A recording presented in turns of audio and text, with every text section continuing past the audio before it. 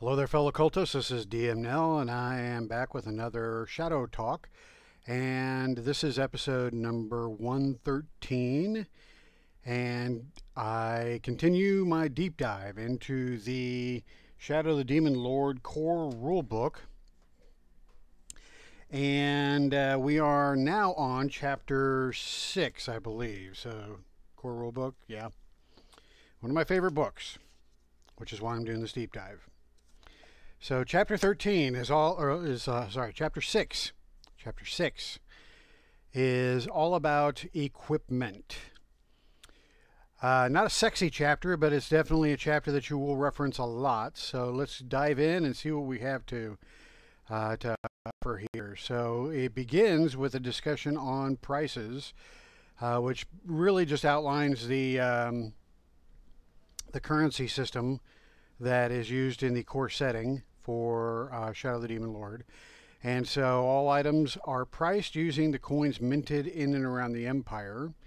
And these denominations include the copper penny, the silver shilling, the gold crown, and then commoners also cut up pennies into bits. It's all a 10-to-1 ratio, so 10 bits equals 1 copper penny, 10 copper pennies equals 1 silver shilling, 10 silver shillings equals 1 gold crown. So that is those are the denominations, and it states here basically that the base unit of currency is the silver shilling. So go ahead and highlight that. All right. There are other commodities that can be traded, such as gemstones, jewelry, promissory notes, deeds and titles, and all that stuff. It's a little bit more difficult to use those. However, given that the lists are based off of the Empire denominations here. So the next section is availability, and availability describes how easy it is to find a particular item. You start off with common. These are things that you can find pretty much anywhere. Uncommon requires specialized training to produce and is only available in communities with populations of 1,000 or more. Rare. These items are made from expensive materials and require skilled craftsmanship and are available in communities with populations of 5,000 or more. And then exotic.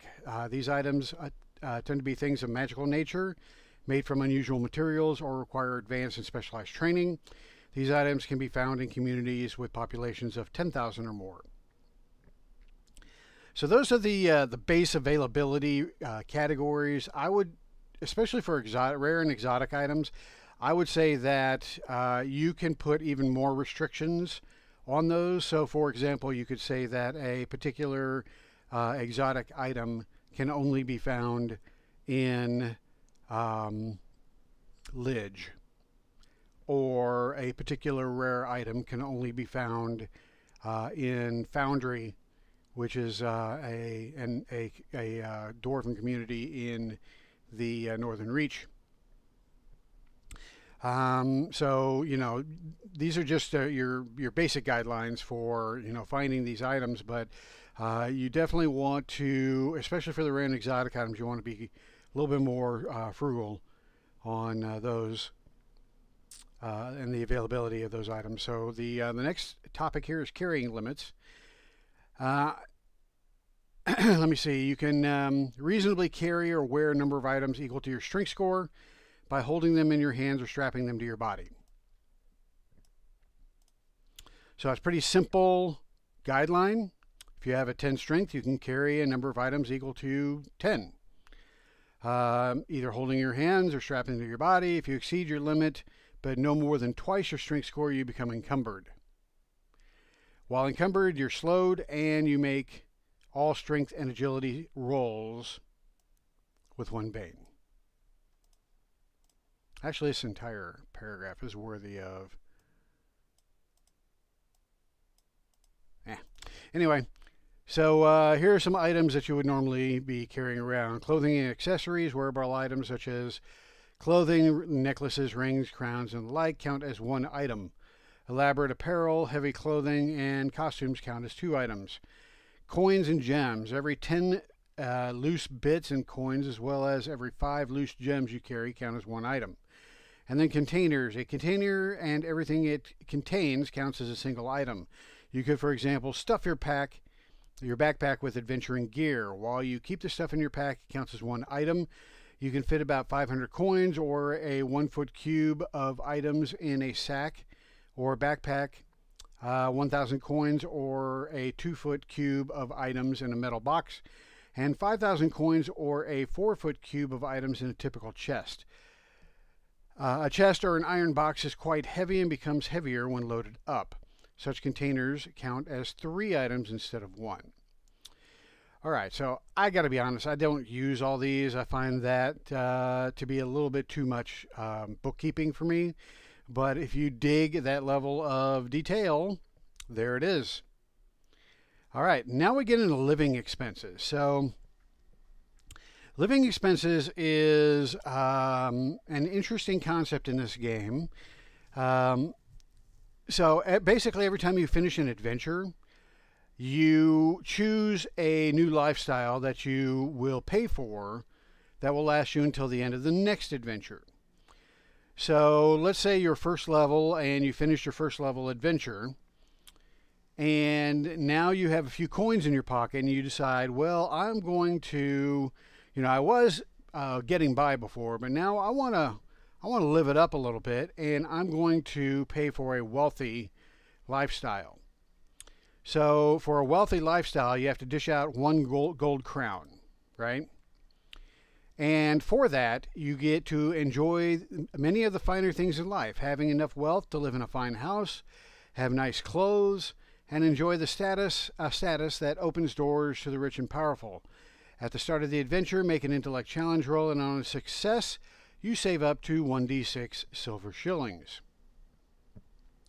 So that's for the wealthy lifestyle that you pay for that next adventure, which lasts for the entire adventure. And remember, this uses the terminology of adventure, but it could just as easily say session, or it could just as easily say, until your group levels up. So it's really up to the GM to decide how often they will require living expenses to be paid for. But this is a way for game masters to, require their players or their characters to actually, pay some money in order to exist in the game world that they are existing in. Now, of course, they could go the destitute route, and on the destitute route, they live on the streets or in the wilderness. They struggle to get by without shelter or food for days and have a miserable existence. At the start of the adventure, make a strength challenge roll with 1 Bane plus 1 Bane for each consecutive adventure you started with this lifestyle. On a failure, you choose 1 object worth 1 silver shilling or more of your choice. If you have no objects to lose, you become diseased. All right. At the end of each day, make a strength challenge roll with 1 Bane. On a success, you remove the affliction. So I don't know why you would want to choose that, but you don't have to pay anything. That's the freebie. At the very least, you're paying 2 copper for a poor lifestyle and 1 silver shilling for a getting by lifestyle. So, it's up to you. I personally would live it up. You can't take it with you, so might as well spend it while you got it, right?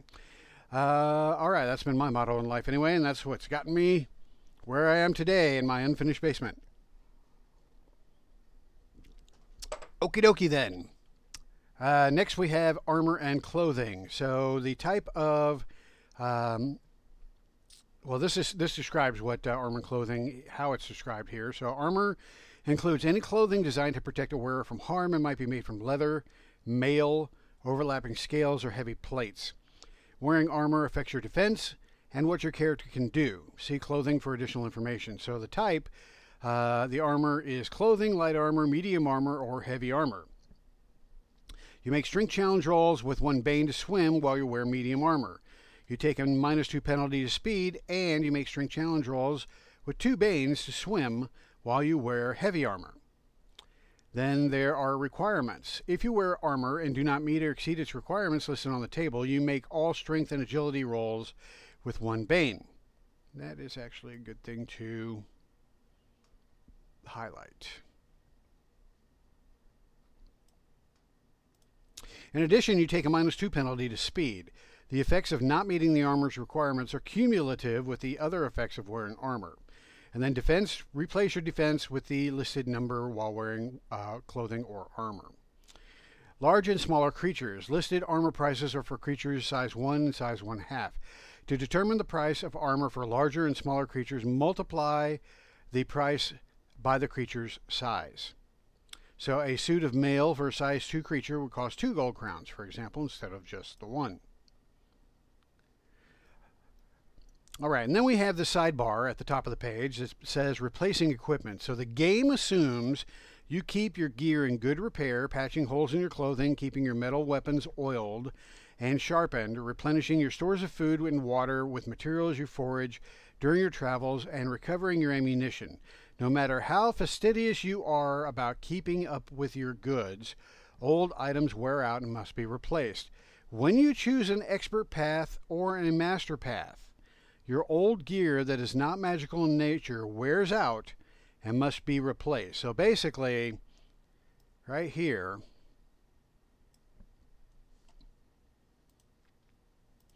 that is, again, another way of getting your characters in your campaign to spend their money. So when you hit that expert path, or you hit the master path, the old gear has to be replaced. So you repay for everything, and it's probably a good opportunity for the players to decide, well, do I really want this? Maybe I want this instead. It's a good chance for them to go shopping. And again, this is if you are running that type of campaign. Now, in the type of campaign I run, I tend to run a fairly consecutive campaign, meaning one adventure leads to the next, which leads to the next. And I haven't used this rule. But if you are using the campaign style where each session is a different adventure and a different time frame in your character's adventuring career, then you could easily incorporate this into that type of model. All right, putting on and taking off armor. You can put on or take off clothing using an action, but it takes time to put on and take off heavier armor. Light armor takes 1 minute, medium armor takes 5 minutes, and heavy armor takes 10 minutes. With help, you can put on and take off armor in half the time. Armor descriptions. The following entries describe the most common forms of armor that's in the game. So you got brigandine, which is clothing reinforced with metal strips between layers of leather or fitted with metal studs. It typically consists of long sleeve coat with greaves for the legs. So this, I think, is brigandine. Then you got clothing. Clothing includes everything from peasant's rags to fine clothing. Then you got full plate. This armor protects the body with large metal plates, bands, or splints worn over mail and padding. This includes a breastplate, greaves, guards, and a helmet. So I think this would be an example of plate. Then you've got hard leather. This suit consists of a breastplate, shoulder guards, greaves, boots, and a cap. Each component is boiled in oil and shaped to conform to the wearer's body. Some suits feature studs or spikes. This could be hard leather as well. I'm not really sure. I'm not sure if it gives a picture of brigandine. Here's a picture of mail. Nah, that's actually just a fancy shirt. Oh well, anyway. Plate and mail. This full suit of mail is reinforced with metal plates, bands, or splints. Such armor includes breastplate, greaves, guards, and other components worn over mail and padded undergarment. It includes a full helmet. Scale. Scale is woven mesh of small metal scales. Actually, I think this is scale. It covers the torso, arms, and lower body. The suit also includes a helmet. Soft leather. Basically, leather clothing. Soft leather offers minimal protection but can be worn by anyone. All right, so you only got 2 pictures of armor in here, but you've got 1, 2, 3, 4, 5, 6, 7, 8 descriptions of armor. So if you really want to know what brigandine or mail or hard leather or scale looks like, you probably want to Google it. Since you only got 2 pictures here, and based on the description, it could fit any of these armor types. But anyway, moving on. Here's a table for clothing and armor. So the table has the name of the item, has the defense score that you get while you're wearing the armor, the price, and the availability. So, you know, a set of full plate armor gives you 18 defense, which is respectable. Costs 25 gold crowns, and it's exotic. So you're not going to be finding a full set of plate armor unless you are in a settlement that has 10,000 or more population. And even then, you probably need to have it custom made. All right, so then we go into the weapons section. So this is a lot of information here to unpack, so let's get into it. You have the type. So the weapons are arranged by type. This determines the requirements you must meet or exceed to wield the weapon effectively. If you attack with a weapon for which you do not meet the requirement, then you make the attack roll with 1 bane. Damage. When you get a success on an attack with a weapon, the attack hits and you roll the indicated dice to determine the attack's damage. Hands. This tells you if or how you hold the weapon. If the entry is off, you can hold the weapon in your off hand or in your main hand. An entry of 1 tells that you must hold the weapon in your main hand or both hands. And finally, an entry of 2 indicates that you must hold the weapon in both hands. Creatures of size 1/4 or smaller cannot hold 2-handed weapons and must hold 1-handed weapons with both hands. So that is good to know. If you wield a 1-handed weapon size for you with 2 hands, you gain a +1 bonus to your damage roll. That's nice. All right, then you have properties. Now, this section is pretty important. Many weapons have special rules which are described here. Cumbersome. If the weapon has a cumbersome property, then when you make an attack with this weapon, you make the attack roll with 1 bane. So then you have weapons that have a defense plus number. You add the number to your defense while you wield this weapon.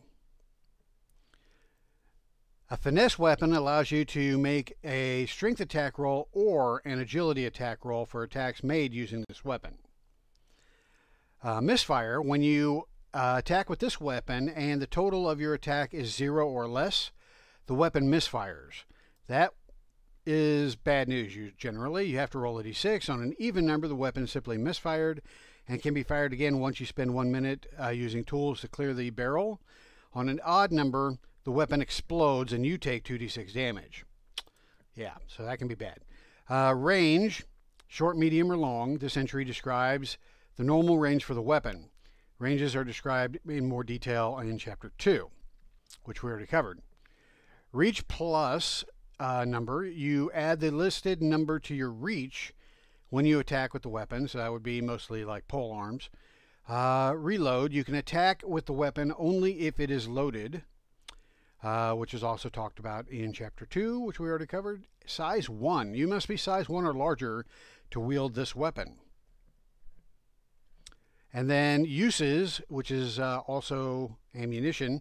The weapon looses or fires a piece of ammunition of the type indicated. You must have a piece of ammunition for each attack you make with the weapon.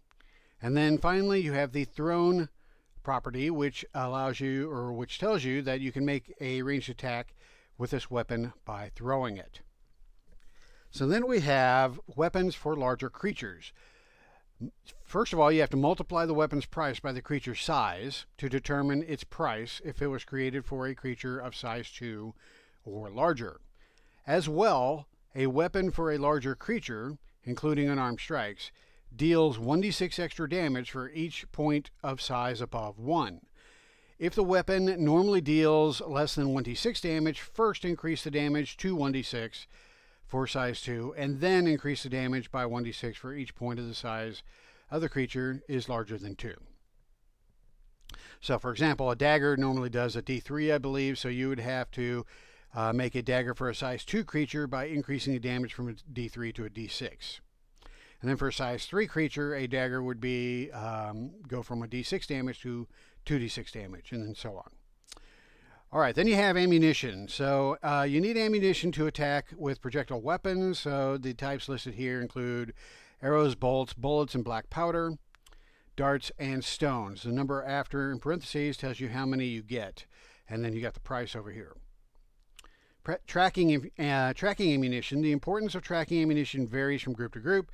Check with your GM to see if any of the following optional rules are being used. So you can have the optional rule of ammunition recovery. So when using ammunition other than bullets, you can recover about half of all projectiles used. And then you have the abstract system. So you're assumed to have enough ammunition to use your ranged weapon up to 5 times. Whenever you attack with the weapon that uses ammunition and the total of your roll is 0 or less, you just run out of ammunition for that weapon, and you can't make ranged attacks with the weapon until you replenish your stores. I prefer the ammunition recovery optional roll, personally. All right, then we have the weapons table. So you've got first of all, you have the categories. So your basic melee weapons, ranged weapons, shields, which require strength of 9 or higher, military melee weapons, which require strength of 11 or higher, and swift melee weapons, which require strength or agility of 11 or higher. Then you have heavy melee weapons, which requires a strength of 13 or higher. And then within each category, you have the weapons that fit into that category, the damage that it does, whether it is one-handed, off-handed, or two-handed, the properties that we just reviewed, the price, and the availability. So the weapons table is pretty standard. Basic weapons include an axe, a club, a dagger or knife, dart, hammer or hatchet, javelin, sickle or spear, staff or unarmed strike.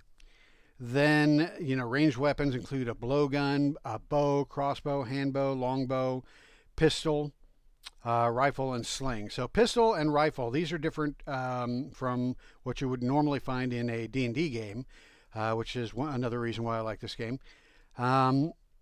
So with a pistol, you have, decent damage. You can do 2d6 damage. However, it does have the misfire feature, or property. Its range is medium, it does require a reload, and it uses bullets. It costs 5 gold crowns, and it's exotic. Same with the rifle. So whereas it can do some decent damage, there's also a significant cost associated with using a pistol. All right, then you got shields, small shield and large shield. As you can see, shields can do damage, and they are wielded in the offhand. So there's the defensive value for both of those. A small shield is +1 defense, and then a large shield is +2 to your defense.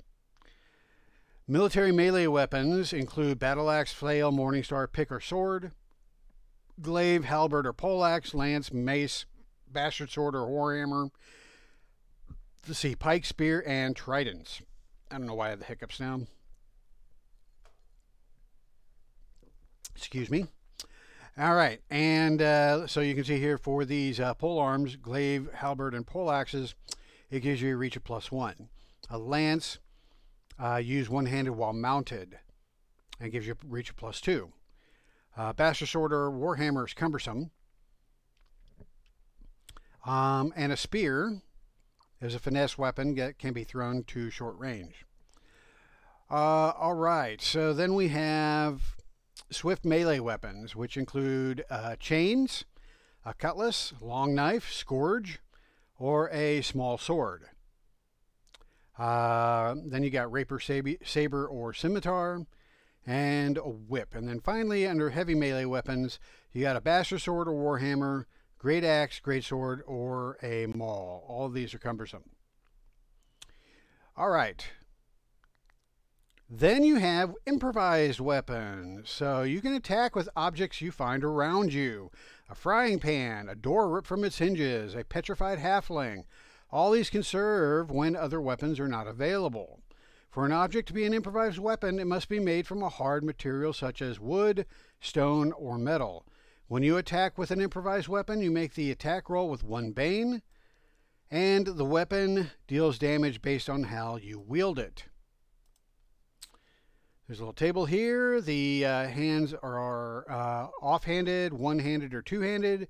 The damage is 1d3 or a d6.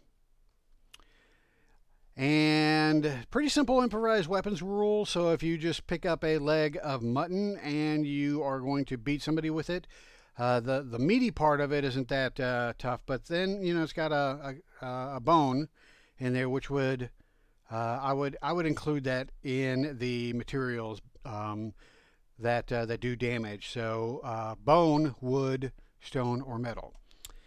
So like the Professor Dungeon Master says, every character deserves to be able to kill somebody with a leg of mutton. So I support that wholeheartedly. All right, then we have adventuring gear. So adventuring gear can consist of a lot of different stuff. So it's categorized here, starting with personal gear. You've got an adventurer pack. An adventurer's pack includes a backpack, a bedroll, cutlery set, tinderbox, 3 torches, a coil of rope, which is 20 yards, a grapnel, a week of rations, and a water skin. So it's good to have an adventurer's pack. You can get a candle, which provides, when lit, of course, it provides light within an area out to 1 yard radius centered on its space, and it burns for 1 hour, unless of course somebody blows it out. Then you've got a lantern, and you can use an action to light a lantern that's filled with oil. A lit lantern fills an area with light in a 10-yard radius centered on its space. A lantern is filled with an entire flask of oil and can burn for 4 hours. Then you have a spotlight lantern. You can use an action to light a spotlight lantern that is filled with oil. A lit spotlight lantern fills a 20-yard long cone-shaped area with light. A lantern filled with an entire flask of oil burns for 4 hours. You can have matches. Yes, there were matches invented in this world. Then there's oil. So you can make an attack with oil, with a flask of oil, by throwing it at a creature or object within medium range. You have to make an agility attack roll against the target's agility. On a success, the oil covers the target and remains covered until it spends 1 minute clearing it away. If a creature or object covered in oil takes damage from fire or lightning, the oil catches fire and deals 1d6 damage to the target. The target takes 1d6 damage at the end of each round for 1d6 rounds. A creature can use an action to extinguish the flames. All right, so here is the equipment table, which includes the personal gear, the clothing and accessories. And you'll notice that the personal gear section here doesn't give a description for everything on the personal gear table. It just highlights the ones that you're probably going to be using most often. And then it ends here with torch. You can use an action to light a torch. A lit torch fills a sphere with a 5-yard radius centered on its space with light. A lit torch burns for 1 hour. And then you go into the apparel and accessories, which again doesn't give you a description for everything here. It just highlights the main items. So you got clothing, which includes a shirt, trousers or skirt, undergarments, woolen socks, leather shoes, and a belt or sash. Then you have tools. Tools has its own category here. So you need tools to make use of some professions and talents, as well as to cast spells from certain traditions. Here are descriptions for tools that have special notes or rules. You have an alchemist kit. You need it to brew potions or manufacture poisons and create other special items. A crowbar grants you 1 boon on strength challenge rolls made to open doors, containers, or other objects that can be opened or closed. A crystal ball, which helps with divination. Disguise kit. A garrote. See, what does a garrote do? You can use a garrote when you grab a creature whose size is no more than 1 larger than your own. You must wield a garrote in both hands. If you get a success on your attack roll, The target takes a d6 damage from the cord being drawn tight around its neck, and it becomes grabbed. If the target attempts to escape, it makes the attack roll with 1 Bane. Then you get a healer's kit. So you can use a healer's kit to tend to injuries of 1 creature within your reach. Expend a use from the kit and make an intellect challenge roll. If the target is dying, you can make the challenge roll with 1 Bane. On a success, the target heals 1 damage. So you can do this regardless of whether you have any training in, any type of healing or anything like that. It's just, essentially you're just binding wounds and you're enabling them to heal 1 damage. Which is enough to get you out of the dying downward spiral. Plus, healing 1 damage is, pretty useful, especially at low levels. All right. Cold. Holy water. Again, you can attack with holy water by throwing it at a creature or object that you can reach. Make an agility attack roll against the target's agility. On success, you splash the target with water, and the target takes 1 damage per point of corruption. If the target is a demon, devil, fairy, spirit, or undead, it takes a d6 damage plus 1 point of its corruption. So this is interesting because you can use it on creatures that have corruption that are not necessarily demon, devil, fairy, spirit, or undead. Pretty cool. All right, so you got an hourglass, implement of magic. So you must have an implement of magic in order to use magic. But it can be pretty much anything. It can be a mystical knife, a cauldron, a crystal fetish, a skull scrawled with runes, a medallion, a wand. Implements of magic also include divination tools such as cards, dice, notched sticks, and so on. Knuckle dusters. Brass knuckles are sold in pairs. While you wear them, your attacks with unarmed strikes deal 1 extra damage. You can buy silver knuckle dusters as if there were weapons, which would be good to punch werewolves, I guess. Lockpicks. You can use an action to use lockpicks to unlock a lock you can reach. Typically, it takes 1 minute of continuous work to make the attempt, during which time you must concentrate. When you finish working, you make an intellect challenge roll with 1 or more Banes, depending on the lock's quality. On a success, the lock opens. All right. Magnifying glass, musical instrument, navigator's instrument, net.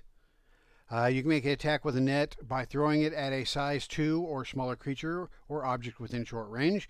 Make a strength attack roll against the target's agility. On a success, the net hits and the target becomes slowed. While slowed in this way, the target makes attack rolls and agility challenge rolls with 1 Bane. A target creature slowed by the net can either use an action to cut its way free from the net, which ruins it, or can escape by getting a success on agility challenge roll. Another creature can use an action to remove the net, which also removes the affliction. You have poison. You can use an action to apply poison to an edged or pointed weapon, to coat up to 3 arrows, bolts, or darts, or to sprinkle the poison into food or drink.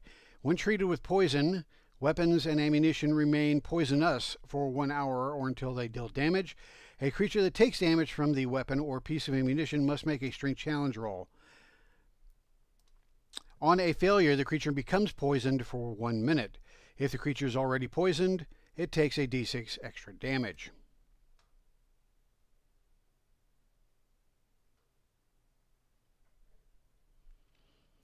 A creature that consumes poisonous food or drink must make a strength challenge roll with 1 Bane. On a failure, the creature takes 1d6 damage and becomes poisoned for 1 minute.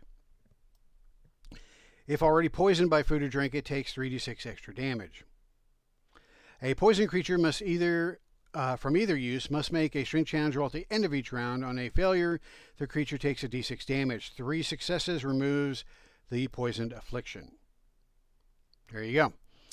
Alrighty, so you got a spyglass here. You've got a tool kit, torturer's tools, I'm not going to go into all that. Then you have your standard stuff for food and accommodations. This can come in handy when you're in town.